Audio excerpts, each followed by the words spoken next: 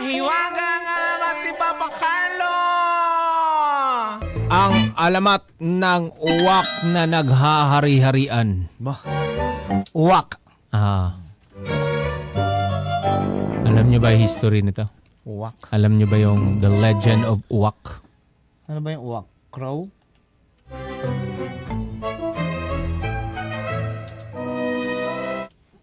Crow nga. Crow.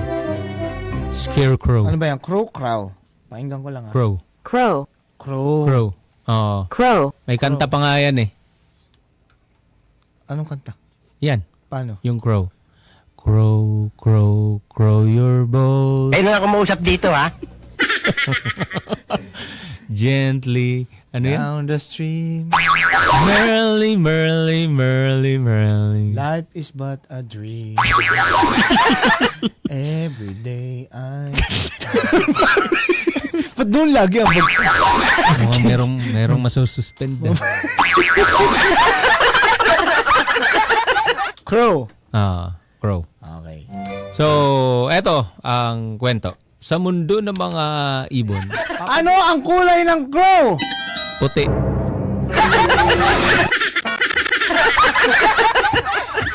Sigurado ka, crow, hindi ka lapate, ha? Puti ito. Makinig muna kayo. Puti ang kulay ng crow, ng mga uwak. So, sa mundo ng mga ibon, dumating sa... Puro itim nandito sa Google. Oo nga. Dito ko nga ikukwento para maintindihan nyo. Hey Siri, good morning. Good morning to you too. What is the color of crow? While the majority of crow species have black plumage, there are exceptions. Some crows have patches of white. Ah! This is from Pahiya ka, no? meteohomide.com. Ang galing. Pahiya ako dun, ha? Pahiya ka Sige, dun, sige, ah. sige, Oo. sige. Ulit, ha? Hey Siri, what is the color of crow? While the majority of crow species have black plumage, there are exceptions. Some crows have patches of white, gray, or even other colors. This Okay. answer is Oh, diba? Okay. So, ito na. Sa mundo ng mga ibon, May puti pala. Okay. Sige. doon sa kanilang kaharian, doon sa kagubatan na yon, alam mo yun, payabangan, dumating sa point na itong mga ibon na to ay naglalaban-laban kung sino yung may pinakamagandang tindi, kung sino yung may pinakamakintab na tuka, ayan, alam mo yun, inggitan sila. Talo sila sa pabo. Oh, kung sino yung may pinakamahabang buntot, lahat ayaw magpapatalo Papa Jepoy. At sino yung may pinakamagandang huni. Ayun no. Sino yung may pinaka matipunong pangangatawan. Ayaw padaig ng lahat. So dapat lahat sila ay mananalo. At wala sa kanilang isip ba yung magpapatalo. Bawat isa nagyayabangan Papa Jepoy kung sino yung pinakamataas lumipad. Lahat na lang i-contest. Oo, Lahat na lang ipaligsahan. tama, pinakamahigpit kumapit, Mhm. pinakamalakas kumampay, ganun. So ayun, Papa Jepoy, ang nangyari, hindi na nga magkasundo-sundo itong mga ibon. Ngayon nagsalita na itong nimpa. Sino yung nimpa? Kumbaga itong nimpa na to, parang ito yung Floor manager. kumbaga Kilala ko, kalaban ni Monique. Si Nimpa. si nimpa. Floor manager yan dito sa ano. Yan ang Yung tatawagin nimpa, mo. kumbaga ito yung parang namumuno ba? Sabi niya, hindi ko na gusto ang awayan ninyo sa kagubatan. Kailangang pumili kayo ng namumuno sa inyo. Tama nga naman. Di pwede lahat leader. Dapat isa lang ang leader. Isang puno ng mga ibon ang dapat ninyong iluklok. Ang puno ay kailangan ninyong sundin. Dapat na maging matapat sa layunin. Ang mapipili ninyong puno, kailangang mapasunod kayo upang maging mapayapa ang daigdig ng mga ibon. So iniisip ng bawat ibong dapat lang nahusgahan sila ayon sa ganda ng kanilang balahibo at pakpak. Yun pala yung batayan nila doon, Papa Jepoy. Balahibo at pakpak ang una raw nakikita sa mga ibon sa malayuan at malapitan. Ang ibong may magagandang balahibo at pakpak ang may maganda rin daw na kalooban. Ang ibong may pinakamagandang kalooban ay katangian ng isang mabuting puno. Upang mapiling pinuno, nakaisip ang bawat ibong hubarin ang kanilang mga balahibo at pakpak. Kabilang sa mga naghubad ng balahibo at pakpak si kalapate, agila, maya, Matindi ang lineup ah. loro, sumunod na rin ang kilyawan, gansa, Ay yung tikling, Zamboanga. pabo, Zamboanga White. sambuang-gaway, Sino pa? Bulacan. yellow legs. At habang nasa tubig ang lahat ay walang paalam. Saka yung isa, ano yan? Leghorn. Leghorn. Ngayon, hinubad na nila Papa Jepoy. Habang nasa tubig ang lahat ay walang paalam na pinuntahan ng puting uwak ang mga iniwang balahibo at pakpak. Iba't iba ang hugis at kulay ng mga ito. Kaya nakaisip ng magandang ideya ang umaawit na uwak. Kumuha siya ng malagkit na dagta ng isang halaman. Matapos ipinahid sa buong katawan ay mabilis na idinikit ang pinulot na naggagandang balahibo at pakpak. Dinikit niya sa kanya. Oo, dinikit Alam ko niya. na yan. Na-imagine ko na. Oo. Ginawa niya. Naglagay siya sa ulo niya. Hmm. Sa braso. Sa Katawan. baywang. Oo. Katawan. Tapos, sumayaw.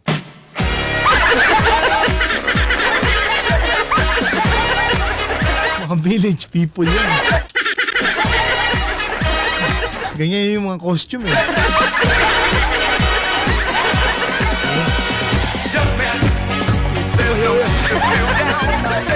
Ngayon, hindi siya makapaniwala, Papa Jepoy, nung tiningnan niya ang kanyang sarili sa malakristal na tubig. Talagang napahanga siya sa kanyang balahibo at pakpak.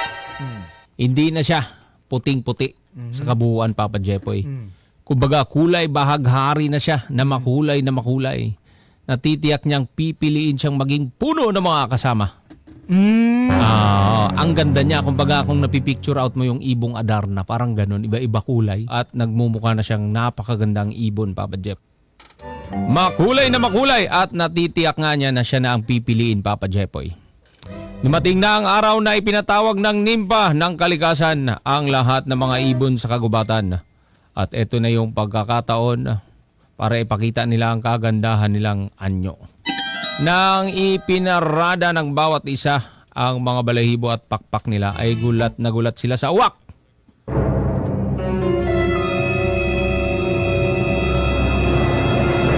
Iba't iba kasi ang hugis at kulay ng kasuotan nito, Papa Jepoy. Iba yung datingan eh. Pakita mo, Papa Carlo. Tayo ka. Nung parang national costume, nagurumam pa yung uwak. Pakita mo ha. Come on, shake your body, baby, do that conga. No, you can't control yourself any. Come on, shake your body, baby, do that conga. No, you can't control yourself any longer.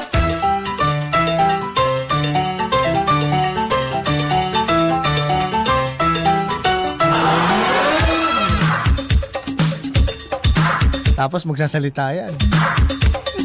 Salita. Come on, shake your body, baby, do that. Show up na. Can't control yourself. So feel the rhythm. Getting stronger, don't you fight it till you gotta do that conga beat. Hi! I'm Olga! I believe. I believe! I believe! I believe! Come on, shake your body, baby, do that conga. Walang maisip. Lutang. Any longer. Ganda lang ang laban. Walang utak.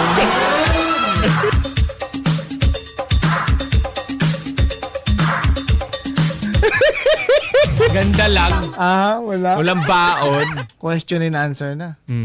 Question and answer. Come on, shake your body, baby, do. May ganun ba doon? Sigurado ka ba ano yan? Baka pageant naman yan. Question and answer. Come on, shake your body, baby, do that conga. Question and answer. Question number 1. What is the circumference of the earth? Can you repeat the question? Do you need an interpreter? What is the circumference of the earth? Thank you for that wonderful question. If you were given a chance, why? Shake your body, baby, do that conga. No, you can't control yourself any longer. Tapos, Thank you so much for that wonderful question. My answer is pass. Come on, shake your body, baby, do that conga. No, you can't control yourself any Ayun. longer. Come on, shake your body, baby, do that conga. No, you can't control yourself any longer. ba? Yun.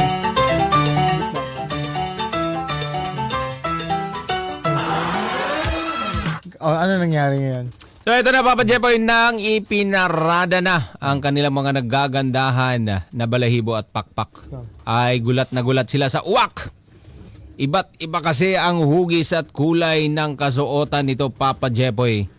Kahit ang mga kapwa niya mga ibon ay nagdududa kung sino nga ba at kung saan nga kagubatan galing ang napakagandang ibon. Malakas pa rin nila itong Parang nung rumampa may nanalo na.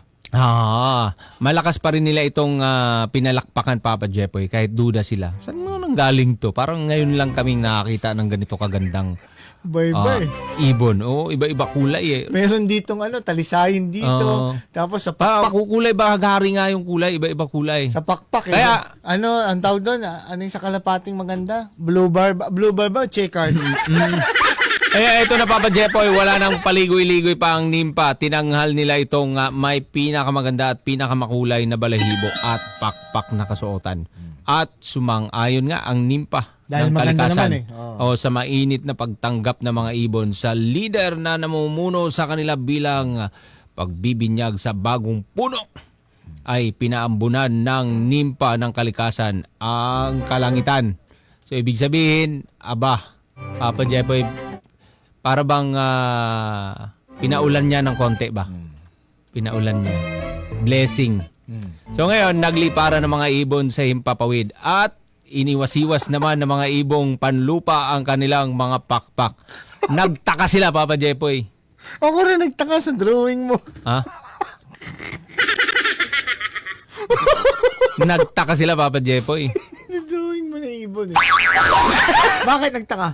Ha? Bakit dyan lang nagtaka? Dahil lahat nagliparan samantalang etong uwak na ito ay hindi lumilipad. Hindi lumilipad. Oo, hindi rin na kinakampay ang kanyang pakpak. Alam ko na kung Sa bakit. kalupan. O, Alam ko na kalupaan. kung bakit hindi pa lumilipad yung... Napatanong itong mga kapwa nila ibon. Bakit nga ba? alam ko na kung bakit. Ngayon, Alam ko kung bakit. ha? Alam ko kung bakit. Di pa lumilipad. Bakit? Siyempre, outfit check. Tol, simbang gabi na tol. Tama ka na sa amin tol, simbang gabi tol. Outfit check. Napakaangas tol. Ang kampanay, tuluyan nagigising upang Napakaangas! Lahat na. Sabi ng uwak, outfit check! tanis na naman par. Ano par? Tara par. Gabi na tayo par. Dito na par oh. Ito mga pormahan tol oh. Pormahan tol. Pormahan check. Pormahan check. Dapat tol, sama ka na sa akin tol. Outfit check. Napakaangas! Ngayon na nga, Papa Jepoy, eto na. Pinaambon na niya. At lalo pang mas pinalakas ng nimpa ang ambon na nauwi sa ulan. Na nagtawanan ng lahat ng ibon dahil isa-isang nagtanggalan ang makukulay na balahibo. At Ganun pa yung uwak. pak. Ganun. Oo. Tas sumang ganun. Outfit check. Napakaangas. Kaya ngayon, nagtanggalan na nga ang makukulay na balahibo, Papa Jepoy, at pakpak ng uwak. Ano yung tsura ngayon? Ha? Nagalit itong nimpa, Papa Jepoy. Ano Dahil sabi? pinaglolo ko niya. Pinaglolo ko niya ang kaharian ng uwak. Kaya, nagalit itong nimpa, Papa Jepoy. Di ba kasi pinagkatiwalaan siya. Iniluklok siya dyan dahil siya ang may pinakamagandang kalooban at anyo. Ngayon, itong puting uwak na ito isinumpa ng nimpa. Isinumpa na magkaroon ng itim na balahibo at pakpak sa habang panahon. Binawi rin sa kanya ng nimpa ang magandang huni ng uwak, Papa Jepoy, kabuntot ng sumpa. Obligado ang uwak na hanapin sa bundok man o kagubatan ang anumang hayop na namamatay. Yung vape, binawi yung vape. Binawi din. Napakaangas. Eyo. At sa kasaysayan, totoo nga namang uwak ang tagapaghanap ng inuod na bangkay ng hayop at tao man. Ngayon, Papa Jepoy, ang panlilinlang ay may balik yan. Napaparusahan. Kahit sino man manlilinlang, nanlalaman or nanlalamang sa kapwa. Pagbabayaran ninyo. Kaya simula noon, ang puting uwak ay ginawa ng maitim na uwak. Yun yung pinagmulan nun. Huwag kayong mag-angas. Huwag kayong mag-angas. Baka biglang umulan, tanggal ang angas niya. Tanggal yung mga balat ninyo. Barangay LS 97.1. 97.1. Forever. Number 1.